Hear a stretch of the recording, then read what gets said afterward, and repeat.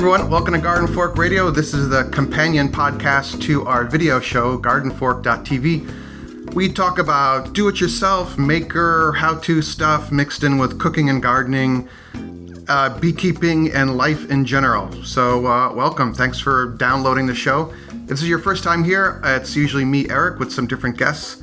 Today we have a very special guest. We have the camera operator, who you've never seen in the videos, but she runs the camera a lot of the time. And I also have to be married to her, and she has a lot of what people really like. She asks the questions that everyone's thinking when I'm trying to explain something. Or I make fun of him, or I interrupt him. Like this. He doesn't like that. Right, like you just did. So welcome. Welcome.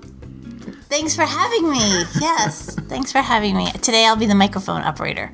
So we have a whole list of stuff we wanted to talk about, and it's the new year. It's 2016. It's New Year's Day in the morning. It is. We have a couple projects to do today.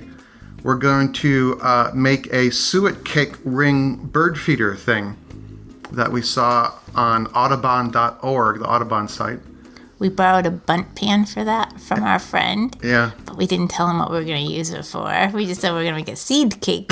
I don't think he's going to be too happy with it. He's not. He's going to go and buy himself a new bunt pan and let us keep this one. This is a tried and true method. Yeah. So, what's first on our list here? First on our list, well, it is New Year's Day. So, you know what that means? That means everybody is either talking about a rehash of 2015 or looking forward and making resolutions for 2016. So I don't think we're going to dwell on the resolutions too much, but one of the things I wanted to say is that I've always found the resolutions really don't work. If you call them resolutions, but if something's pretty intrinsic and you want to get something done yourself, you just call it a goal. You can start it on any day of the year. And I did hear, I thought this was interesting, that if you write your goals down, you are 49% more likely to achieve your goal. So, you hear this all the time, that writing it down, like, throws it to the world, or, it's a reminder for you every day to go back and look at your goals. And that's important. But I never actually heard any data to back that up. So I thought 49% was a pretty strong fact to tie to that. So start writing your goals. I think that's really important, because it's more like a to-do list then, rather than a resolution. The resolutions, I think, kind of after the second week of January, they kind of go away. Kind of the second day. Yeah. On the gist, they were just talking about resolutions. What's the gist? It's a podcast. Oh, a podcast.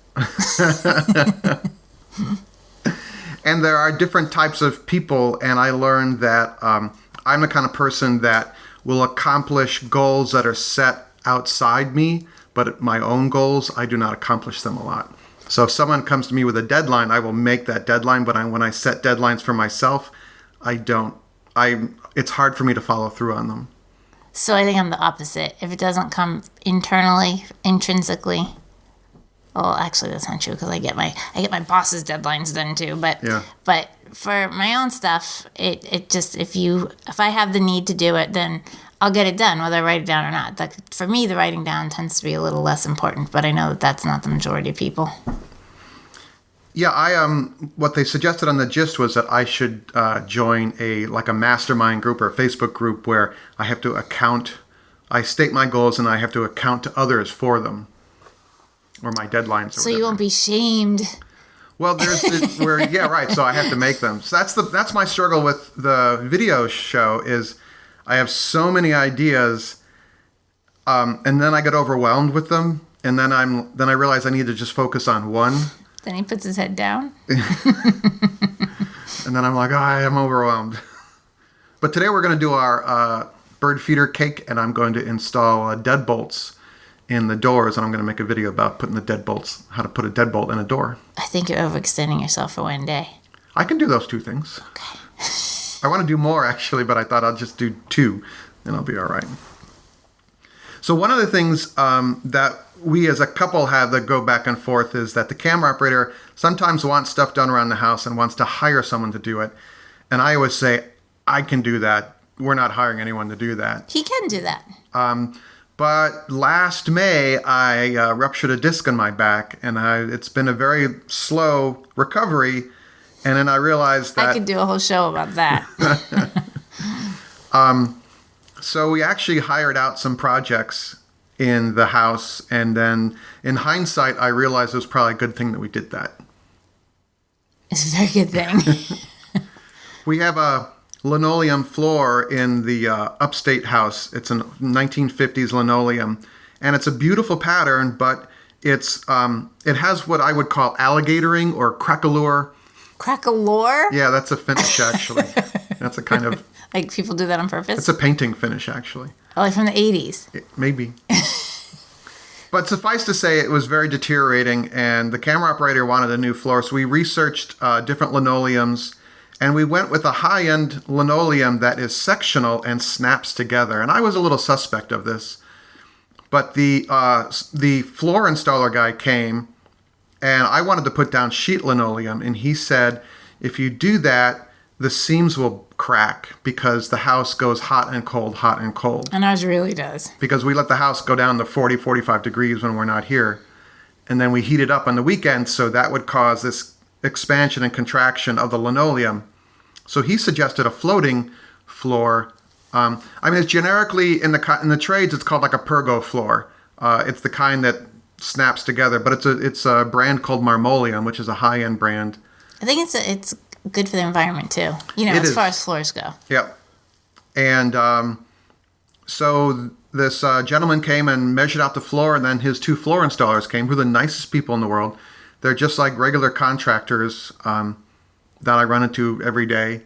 And they did it in a half a day, and I'm so glad, because I was like, this would have taken me 3 days, and I would have hurt myself. And what would it have looked like? It would have looked fine. Okay. But you can't, so it has this like sort of checkered pattern. Oh, tessellated. That's what you call that. That's the official word. Oh, really? Tessellated, yes. So, but you can't tell even if you look really close, you can't tell that they're snapped together. You can't tell. No, it's a really high quality. It's very well done. Marmoleum is the brand, and not inexpensive, but it will last. The only thing we have to watch is you can't let water puddle on it for an extended length of time. We have Labradors. Right. So when yesterday they kicked over the water bowl, so I just had to wipe it up promptly rather than letting it sitting there and evaporate. And then down in New York, the camera operator wanted some wallpaper. I call it highlight wallpaper. You're making me sound really like a girly girl. I'm not. I put this stuff off for years. It was just we had to get some home improvements done. Some pretty home improvements done. So I got something that didn't involve a pallet. So I got actually a little bit of, for those in the know, William Morris wallpaper. But we just put it in a very isolated spot, so it's not a whole room. It's just sort of like one. It's where the fireplace risers are in a row house, if anyone's familiar with that. No one is. I think some people know that. Okay. So anyway, it's just basically a strip. A big strip. Well, it's about 6 feet wide, and it goes from floor to ceiling. Yeah, and our ceilings are high. So it's pretty. Yeah. It's like, I think it's called perhaps an accent wall. Yes. And I'm really glad I didn't do that. So we actually hired a friend of mine who is very good at wallpaper. And I am even happier that you didn't do that. A lot of measuring. It's a 120-year-old house building. Nothing is square or level in it. So how do you determine the straight line? For the wall, because the wallpaper has a pattern to it, and if you put it in a little off, it looks off. And so Tony came and did it, and he actually drew giant rectangles on the wall and laid the wallpaper into those rectangles. It was very interesting. He did a really good job. Yeah. And it took a whole day to do the two pieces, the two accent walls, but boy, it looks good. It does look good. And I didn't have to do it. And do you like it? It's nice. I wanted him to say that publicly. I always look at wallpaper as something I have to take back off the wall. Because when I walk into a job and someone wants a wall painted and there's wallpaper on it, I have to take the wallpaper off. And boy, is that, if some wallpaper does not like to come off. Sometimes you literally can peel it off. You know, they have this really new kind of, on Etsy or other places, you can get this kind of like faux wallpaper where you just put it on and it's kind of like vinyl stuff and you just pull it right back off. Oh. It's easy peasy. All right. We didn't get that. Oh, darn. I got the real deal. Next on our list is actually kind of a local thing, but our general store in our town here reopened last December, and so we went to their 1-year anniversary party. On 12, 13, 14 they opened. Yeah. And it's just testament to maybe your town has a store that closed. It's really hard to run a retail food establishment in a small town. And 3 different people tried to reopen that store and failed, and then the 4th one came in and had a couple things going for her and her and her sister, basically, an extended family. They had worked in the food business all their lives. Their parents ran a restaurant. So they had experience, number one. They had a retail customer experience in food. And then a nonprofit group in town bought the building. And Jody, who runs the store, rents the store at a very reasonable rate from them. So it wasn't an unreasonable investment on her part. Right. And that might be a model for future general stores in small towns, is that some of the wealthier people in our town got together and pooled their money. They formed a nonprofit, and they bought the building, and they're continuing to do upgrades to the building. And then they did a request for proposals, and I think like 10 people submitted proposals to run the building, run the establishment as a food/general store. Mm-hmm. It's like a deli that sells essentials like milk and eggs and toilet paper and pasta. That's all I need. Okay. But it's become once again the center of town where you can sit there for 20 minutes and see probably 3 people that you know. And maybe 12 that you don't. Oh, I'll speak for myself. Yeah. You know everybody. But it's just kind of a neat. So if if you have a town store that closed, maybe you could do a Kickstarter campaign or an Indiegogo campaign to raise funds, and you could do that outside your area. And there are probably people in California that would like to reopen a store in Iowa, and I'll give you $50, to help your town. I think it's possible. Also, people who are the way where our store is located, a lot of people ride their bikes through our town on their way to other places. So it's not a destination point in and of itself, but you kind of go by it, and it's part of the journey. And I think people admire that part of the town just because they're going through and they have a place to stop and they can get an ice cream or some water or something, and then they remember it because it's a cool building and it's kind of and there's a good feeling about it and there's a good vibe. But I think what we learned mostly is that it's about the personality of the people who are inside the store running it, and just friendliness counts more than anything. It's amazing. As soon as you walk in the door, to almost every person, they'll say, "Hi, I'll be with you in a minute." It sounds so easy. Yeah. And they're busy, and they're making a sandwich for someone. "Hi, I'll be with you in just a minute." And the people, they're like, "Oh, I've been recognized. Look around the store. I'll be with you." It's just kind of amazing. It's kind of like customer service 101, but it feels more genuine. Yeah. Because they're not like reading from the mantra of the larger organization. It's just kind of, they just said hi because they want to say hi. Right. Like at a fast food place, they're like, "Welcome to so-and-so, I'm sales associate so-and-so. May I take your order? Ha, ha, ha. Would you like our credit card?" Or, you know what? I went to a place not too long ago, and they said, "Oh, I really appreciate you," when we were leaving. And I was like, "You don't know me. You don't really appreciate me." But it was really weird because it stood out. It wasn't like I really appreciate it, like meaning your tip or your visit into the store, but they said you. And I think that was sort of the establishment's effort to connect with the person, but it just came across as so... kind of saccharine? No, I don't know, it's saccharine, but it just wasn't genuine, and you can't... There's no substitute for being genuine. I'm genuinely hungry right now. Are we done then? No. We have a list. And we could talk about our first year of beekeeping in Brooklyn, which actually ended on a sad note, but the hive crashed. That means it died. I believe the queen died, and I didn't catch it in time. It's very hard in the fall. If the queen dies, it's very hard to resurrect the hive. You can combine it with another hive. We didn't have one to combine And we didn't have with. another hive to combine it with. We only had one hive on that roof. But when you found them, they were weak or they were all dead? they were dead. Oh, so there was no saving them. No, we did harvest the honey, the remaining honey that was in there. It's pretty tasty. We got the goods. Yeah. But the taste of the honey is just so different than the honey up in Connecticut here. As it would be. Yeah. Yeah. But just the floralness, it just has a dimensionality to it. Is that a word? It just has it's like cheap wine versus some better wines I've had. There's just some multiple flavors to it. Not that our Connecticut honey is cheap honey. No, but it's like a field honey. And the Brooklyn honey, it's right next to Greenwood Cemetery, which is a 500-acre botanic garden with dead people in it. Famous dead people. Yeah.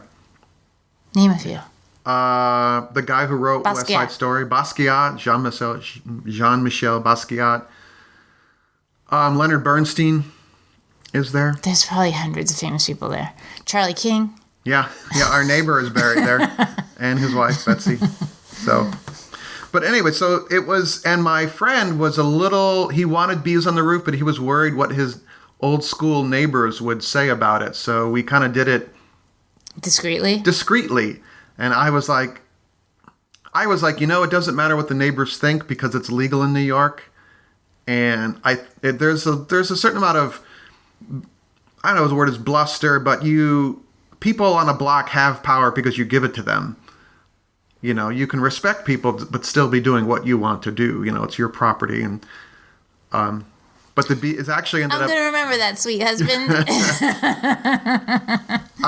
But it ended up that as Brian let people know about the bees, it was overwhelmingly positive to the point that one of the neighbors wants bees on their roof now.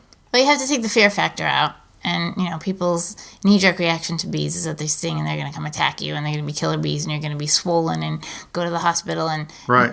That's so rare. I mean, it's so rare. They mind their own business for the most part. And no one's going to climb up on the roof and harass them, I don't think. So they were on the roof all year, and we would be in Brian's backyard where we did the lasagna gardening video. That's Brian's backyard, and the rain barrel video. I don't think I've seen that one. The lasagna gardening video? Yeah. What's that mean? It's how you lay in layers of compost and cardboard to make a raised bed, and then you plant in it. And the materials underneath degrade and feed the plant roots. So you layer a bed like you layer lasagna. You put the sauce, the cheese, the noodles, sauce, cheese, noodles, cracker crumbs. I wouldn't understand that. No. Because I don't cook, at all. Right. What are you talking about? But suffice to say, if you're thinking about bees and worried about your neighbors, one way to do it is to just not tell them. But then they're like, and if they're like, oh, I don't want any bees, I'm like, they've been here for a year. Have they attacked you? Yeah. And we would be in Brian's backyard, and the bees were near the back of the roof, and I could not see them coming off the roof. From the street. From the street or from the backyard. Yeah. And when you're on the roof, you'd see they'd fly out about 5-10 feet, and they'd do a corkscrew up, and then they'd take off for either the cemetery or, interestingly enough, to the harbor. To the Statue of Liberty. Off they go. Yeah. Pretty neat. So we did a video, which I will edit, about the crash of the hive. So. That was disappointing. Yep. Yeah. Well, we'll put some new bees up there next spring, and we'll make a video about that as well. I'm guessing most of your listeners, though, they don't have the opportunity to put a hive in their roof. They probably more have to put a hive in their yard or in their field. So hiding it from neighbors is a little more challenging. Actually, you can put a fence around a hive, and as long as you allow about 6 feet in front of the hive, you can actually put a 6-foot fence around it so people don't see it. You think it's your giant compost pile? And they think it's, it's where your tractor is or something. Your outdoor shower. Yeah, just tell them it's your outdoor shower. Because the bees will fly, if there's a barrier right in front of them, they'll fly up and out very quickly, actually. Okay. So there you go. Good to know. So next on our list is dealing with Eric's back. And back in May, I was helping a friend move some cinder blocks, and I twisted the wrong way and realized, I shouldn't be doing this. And then it started to hurt. So I have a history of back pain to the point where I had spinal surgery a couple years back. And that causes its own problems with scar tissue, sometimes grabbing onto the same nerve that the disc rupture grabbed onto. And suffice to say that the camera operator had to take over a lot of tasks like walking the dogs a lot and stuff like that. And I went through a number of treatments to try and figure out what worked and what didn't. And now, 9 months later, I am walking a lot better. You are. I still use a cane part of the time, but I can... but let me just kind of walk you through it. No pun intended. I didn't want to go to the spine doctor because I knew what he would want to do, which is to try physical therapy and then operate again. And you did try physical therapy. Right, but the thing with physical therapy is your doctor will write your prescription and probably refer you to a certain physical therapist office, but you can, depending on your insurance, you can actually go to a different place if you have done some research or a referral. Someone else is like, oh, I had a really good physical therapist at this place. You can call your doctor and ask them to rewrite the prescription to another physical therapist. And I went to a nearby hospital, had a adjunct physical therapy office. And the first person I worked with was knowledgeable, but it didn't click very well personality-wise. And I was like, I don't know if this is going to work. And then that person wasn't available one day, and I worked with a woman who's actually from Russia. And I kind of, the Russians have they have a kind of certain mindset, which is... generally speaking. You're going to do this thing, and you will be fine, So she was really great, and I hit it off with her really well. So I went at the front desk when I was making more appointments. I said, could I work with this person going forward? And they said, sure. She expected you to get better. Right. And She said, you did. You are getting better, and here are the exercises. And the other key thing is that they're going to show these exercises is to ask them for a diagram of the exercises. Right. Because sometimes they don't. They're just like, okay, do those at home. And I'm like, wait, I need pictures. And he does. And if you don't do the exercises, you're not going to get better. Yeah, and so many people don't do their exercises. Right. I don't know why. So the physical therapy, the insurance company will pay for only so many visits, and they want constant evaluations from the physical therapy office. They don't want to waste their money or yours. And at a certain point, they're like, okay, well, we're not going to authorize any more visits. But what I did, I kept doing the exercises anyway. And I went and saw a massage therapist. You mean after you were done with their physical therapy? Right. Okay.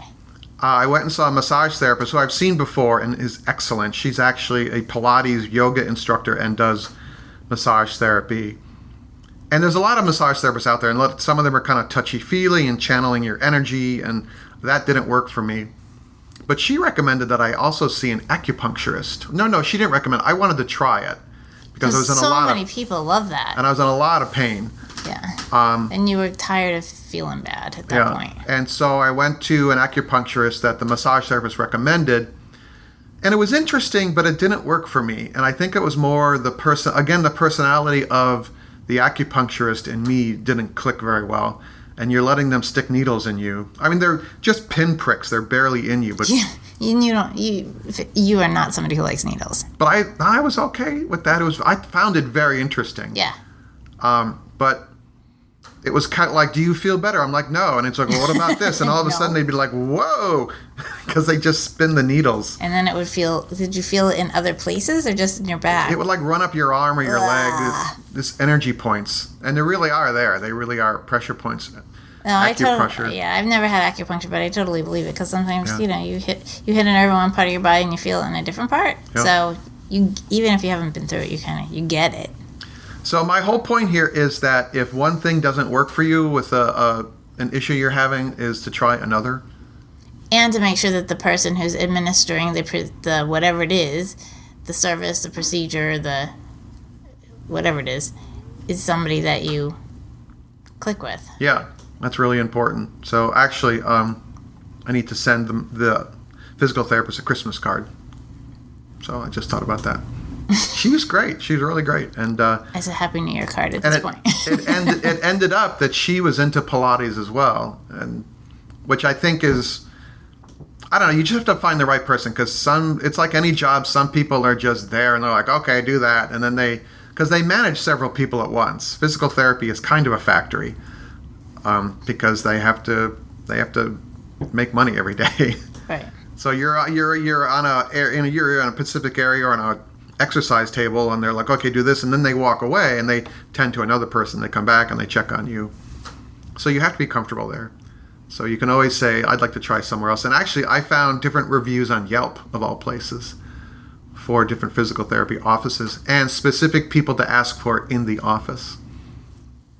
That detailed. Yeah, it was pretty neat.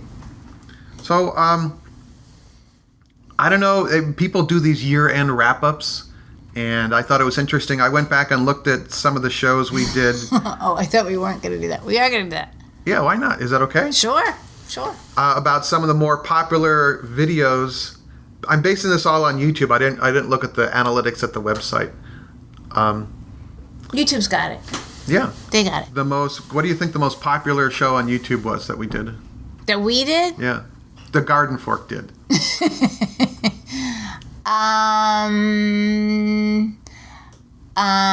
Was it related to bacon? Yes. That bacon source the number one every time. Were the dogs in it? Bacon wrapped grilled cheese. Yeah. All right. And that was just so kind of a spontaneous. I saw that BuzzFeed had made a bacon wrapped grilled cheese sandwich video, and it wasn't very good, I didn't think. Ooh, can you say and that? I'm like, I could do that better. Because I wanted to show people actually how to make it. They kind of showed a bacon wrapped grilled cheese sandwich, but they didn't really show the tips to making it. So you improved upon it. I wanted to empower people to Empower people with... raise their cholesterol. They can do that on their own just fine. Oh, we didn't talk about with the back pain thing is what's also key is losing weight. Oh, yeah. Well, these obvious things. Yeah. Because the physical therapist, I actually gained weight because I had stopped moving around, but I ate the same amount of food. I was walking the dogs. Yeah. And so I gained 15 to 20 pounds, and she said, if you lose that weight, this will be if you lose that weight, this will be a heck of a lot easier. And so it has caused me to lose that weight. So if you have something above your belt, if you lose it, you'll get better much quicker. But anyway, so the bacon wrapped grilled cheese, it was interesting. Some of the comments, people are like... That's not a good segue into bacon wrapped grilled cheese, by the way. Oh, Garden Fork's not about... But they're like, you can't eat that every day. I'm like, I didn't say you could eat it every day. It's just kind of a decadent thing. My sister made it she had her friends over for a wine and cheese kind of party, her kind of party. And bacon. And so they made the bacon wrapped grilled cheese sandwich as something to do at the party. Oh, it's like the activity. Yeah, and then you cut it up into little quarters because you can't eat the whole thing. You really cannot. How old's your sister? She's a little younger than me. So she's an adult, though. Oh, that's what I wanted to know. And along those lines, our deep fried turkey episodes were popular as well. Don't eat that every day either. No. But the thing was, what I was trying to do there was kind of be more seasonal. What season did you do that episode? Just before Thanksgiving. You did? Yeah. Good job. I missed the Christmas, though. I'm sorry I sound surprised. Our palette Christmas tree video came out just before Christmas, when it would have been better from an eyeball standpoint to come out a couple weeks before Christmas. I think it actually landed on Christmas Day. So if people were sitting around trying to find something to do on Christmas Day, there it was. I actually really liked it when I thought the dogs were super cute, but that's because that's what I think makes a good episode. Because they're your pups. And what do you have any particular favorites yourself, or? I like the palette one, but like I said, I'm just a little partial to dogs. Or I also tend to like any that have the beach scenes in them because I love it when the dogs go to the beach. They're so happy. We just went to the beach on Christmas Eve. On Christmas Eve. So unseasonably, fabulously warm. We went on Christmas Eve morning, and there were other people there. A couple people. We were surprised. Yeah, not many. There were other dogs there. Yeah. Hello, Ridgebacks. Yeah, we're not the only ones. Well, all right. That's what I have on my list here. Do you have any more on your list? No. Okay. Well, everyone, thank you for listening. If you have any comments or thoughts, the email address is radio@gardenfork.tv. That's radio@gardenfork.tv. And maybe you could write a review on our iTunes page for this podcast. That always helps us too. All right? All right. Maybe I could do some more camera operating this year. Yeah. Well, when we make our suet ring, our bird feeder suet ring, you will be running the camera. That's seed cake to you. Yeah. All right, everyone. So make it a great day, and we'll see you later. Bye.